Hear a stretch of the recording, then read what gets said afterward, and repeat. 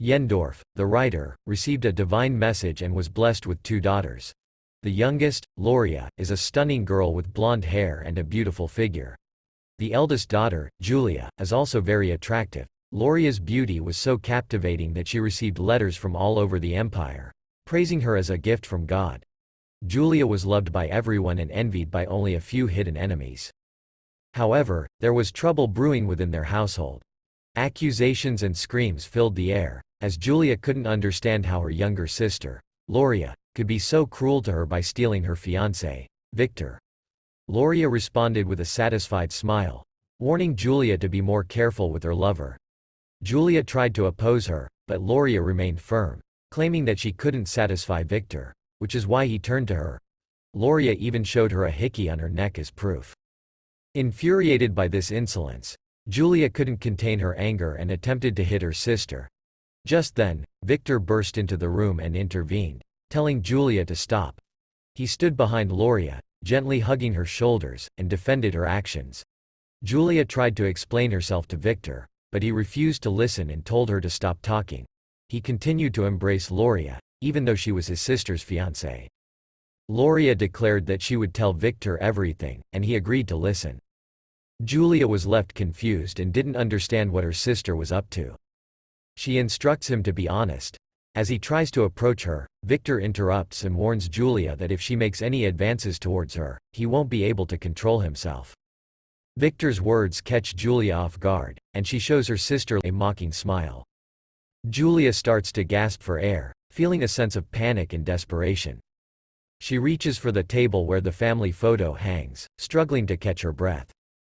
Several months later, Loria and Victor tie the knot. As the youngest sister becomes pregnant with their child, they proudly parade around in their wedding attire, showcasing themselves to the public. The dissatisfied crowd whispers amongst themselves, expressing their discontent with the perceived unfairness and labeling Jendorf's second daughter as shameless. While Julia is left shocked and appalled by the mistreatment. She cannot comprehend how her sister could betray her in such a way. Julia declares that she will never forgive Loria.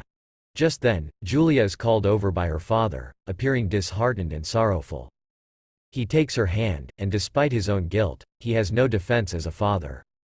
Jendorf, holding Julia's hand, falls to his knees in tears, begging for forgiveness from his daughter.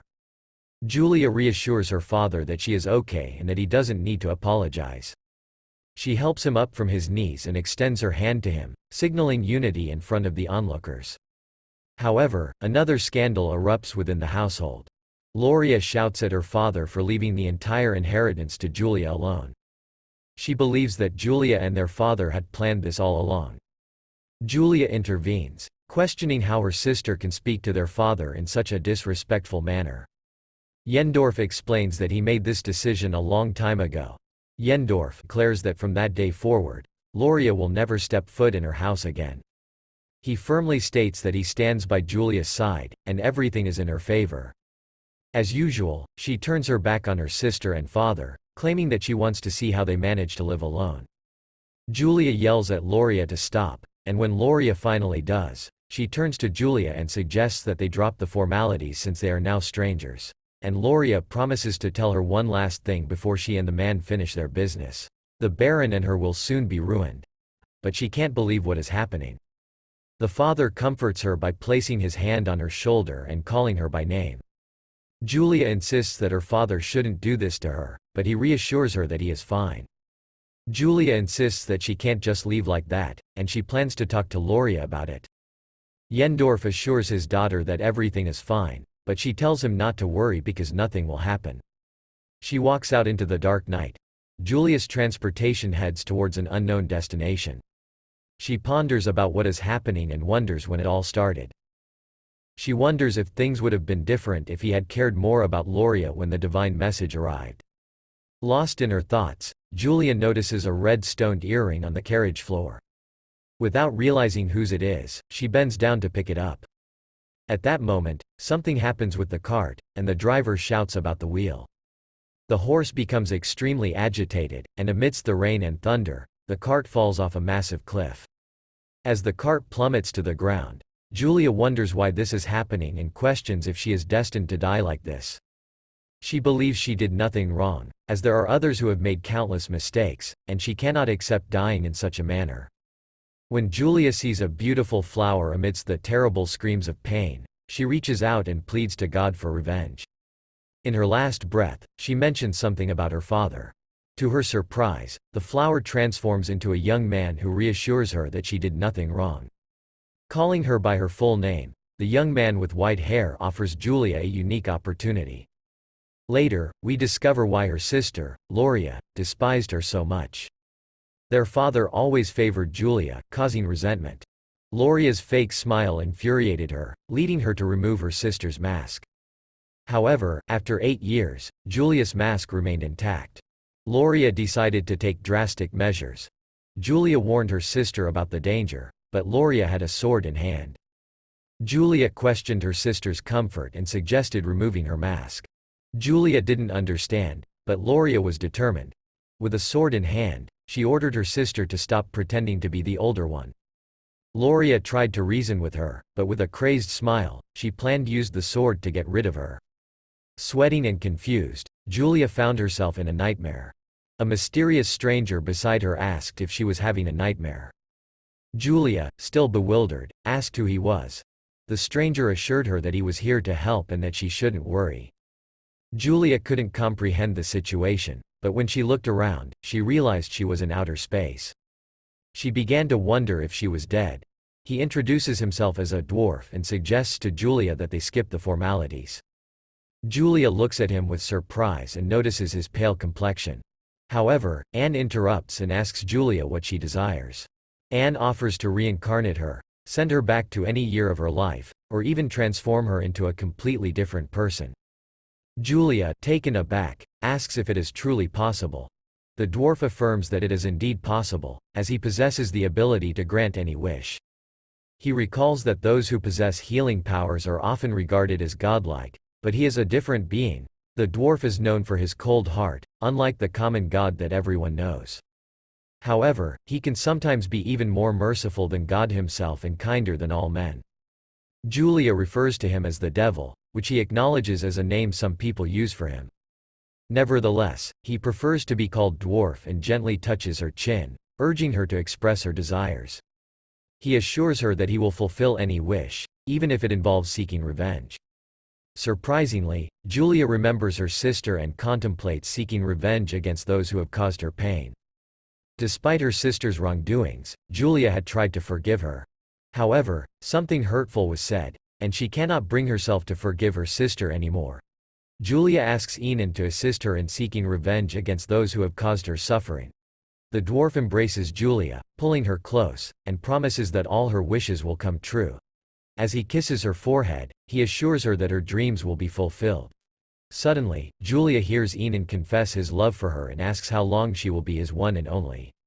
Next, we witness Enon claiming that everyone believes they are perfect for each other while lying in bed with Julia. Julia expresses her love for him and then proceeds to leave for another location. Enon, who was previously in bed with her, yells at her not to go. Julia is confused and scared. Suddenly, someone calls out to a frightened Julia. Enon approaches her and asks if she's all right, assuring her that he has taken care of everything. However, Julia still doesn't understand what is happening. Enon advises her to look around and try to comprehend. Enon explains to Julia that he has somehow turned back time or, to be more precise, revived her body.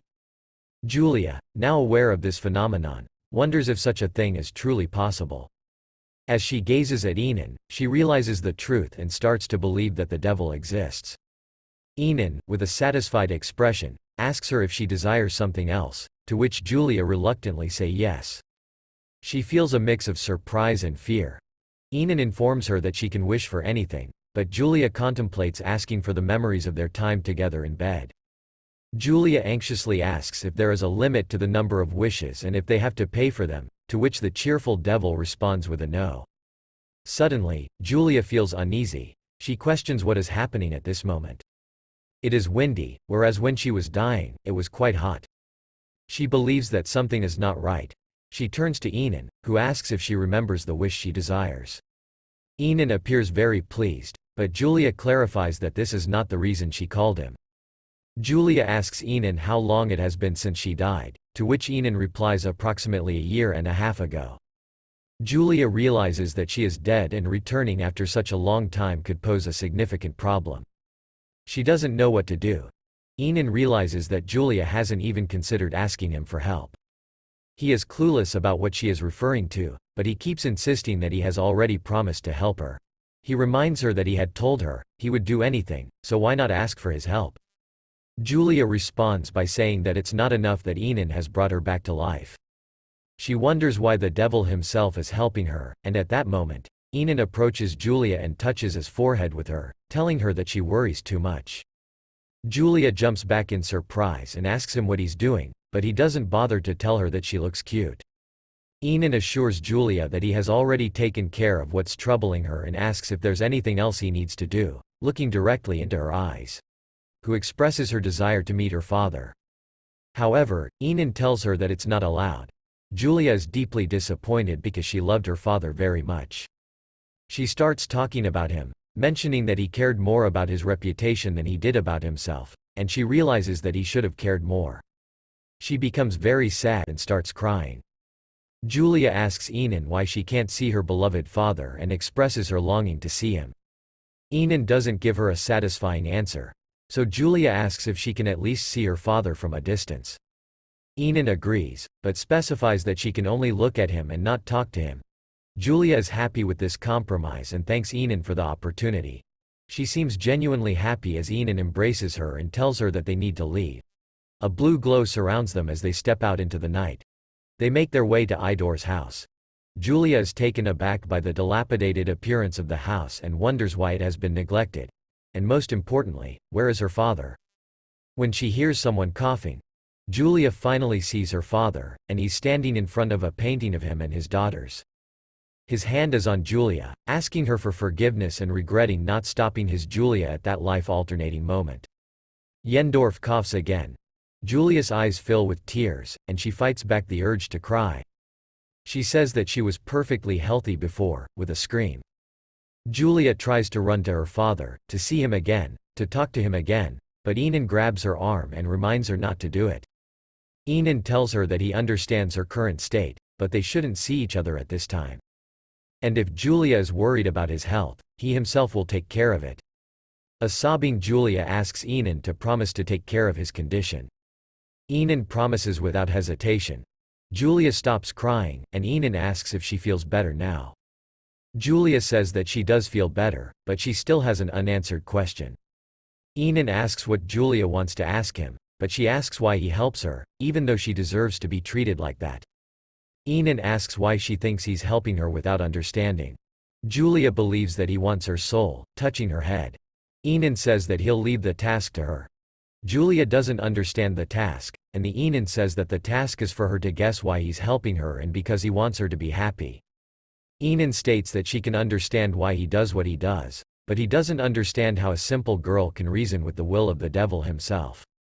Then Enon says that they should go back, turns his back on Julia, and starts to walk away. Julia doesn't understand, but she realizes that he's avoiding the question, however it was obvious that he was hiding something. After all, he's the devil. It was a very tense moment for her. Julia makes a decision to confirm something. She calls out Enon's name, but then she hears loud laughter coming from her father's house. Julia is puzzled and looks towards the house, feeling incredibly surprised to see her sister, Loria, there.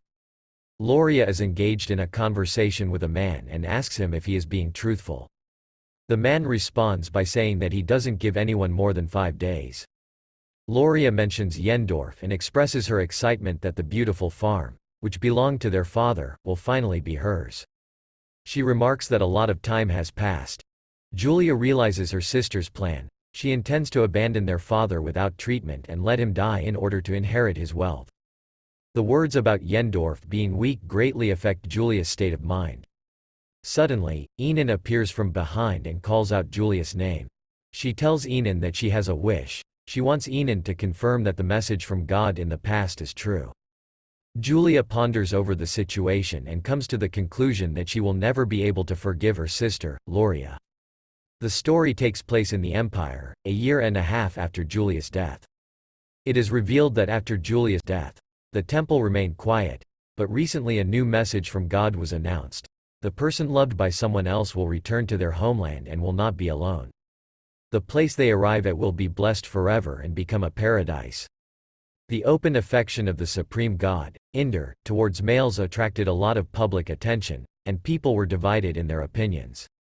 Some wanted to rebuild relations with the male, while others did not want to follow the same path as the rest. A glass of wine shatters against the wall, and Loria screams in her father's house, unable to comprehend why the man doesn't want to see her. She's also a daughter, and she's feeling really down because she believes that if things had gone a little differently, everything would have been hers. Loria can't believe that Julia has miraculously returned after everything that happened. It's all so confusing, and she can't make sense of the message. Loria thought this was her chance to get back at those who ignored her when Loria stole her sister's fiancé. She became a countess, but not everyone accepted her because they believed she had stolen the position from her sister. Loria had to endure insults and accusations that the child wasn't the groom's. People whispered behind her back, insulting her. Even the empress ignored her. Suddenly, Loria and Victor received a letter from the imperial palace. It was a big surprise. Loria thought that Her Majesty wanted to congratulate them on their marriage. When Victor opened the letter, he realized it was an invitation, but it didn't mention Loria. So he said he would have to go alone. Loria was furious. She couldn't understand how this was possible and why God could be so unfair. She wondered why Julia had been chosen by God. But then, Loria, who had calmed down a bit, started laughing loudly. She turned to the maids with a mocking smile and said that Julia was still her sister, even though she had taken her sister's fiancé and mistreated her. Julia had pursued her to the point of death. The maid asked if everything would be all right. She was a bit worried after God's message. Loria gave a brief answer, stating that it's hard to call her kind, but she is kind. Julia asked if it was true that Mr. Bisher had announced God's message again. Even though she had asked for it, Bisher said it was all right because, you see, she owed it to him. Just as the maid thought they had already left, she greeted the woman warmly. The woman wonders why they are sitting so calmly without a speck of dust. She asks Julia about it and mentions that she will leave today to see the festival and then return. Julia tells Enan that she's afraid someone might recognize her, even though Enan assures her not to worry. Julia notices the noise outside due to the party and tells Enan to pay attention. She looks out the window and mentions that it's the first time she's seen something like this, wondering if there are delicious things out there. Julia is surprised to learn that Enan has been in the human world before and asks him about it. He explains that he had been there with Bishop to help with an epidemic. Julia thinks it was more than 10 years ago and mentions the plague at hand. Enan kisses Julia's hand and acknowledges that without Visher's help, the pandemic would have been unstoppable and many people would have died. Despite the casualties, they managed to prevent further devastation. The epidemic eventually stopped and didn't happen again, which is a relief. Julia thinks Enan focused a lot on the casualties. Julia wants to try the food from a stall at the festival and asks if they can go together. A woman approaches them and asks where they've been, mentioning that he's been searching for the Holy Father. He asks if he needs permission to do so, which upsets Enan. The woman mentions that she's with his people and wonders what would happen if something bad occurred. Enan asks what could happen, as they're not the same people, or maybe it's because he sees himself as incapable. The woman mumbles something and can't give a clear answer. Enan tells Julia they have to leave. Julia admits that although the plan is to be Enan's girlfriend, she's not used to it. Enan notices Julia's annoyed expression and asks her what's wrong. Julia tries to say she's fine, but Enan gets close to her and realizes something is off. He runs his hand over her face and asks if she doesn't like the temple. Julia explains that it's not about the place, but something feels wrong. Enan insists that she tells him what she doesn't like. After some thought, she asks why she can't see her father, as he's always been there for her and she wants to meet him soon to reassure him. Enan asks if that's the reason she's so agitated. Julia sadly confirms it, and Enan comforts her, saying she needs someone who can reassure her better than him. They embrace tightly in the temple, but the woman suddenly gets scared and falls to the ground. She quickly gets back up and Julia asks Enan, where were they? Enan explains that they were just out on the streets, and there was a lot of noise. Julia insists on an explanation, seemingly wanting him to explain why she can't see her father. Julia immediately demands to see her father, but the woman struggles to find the right words. Eventually, she tells Julia that it's a bit complicated because she is already dead and her soul has departed.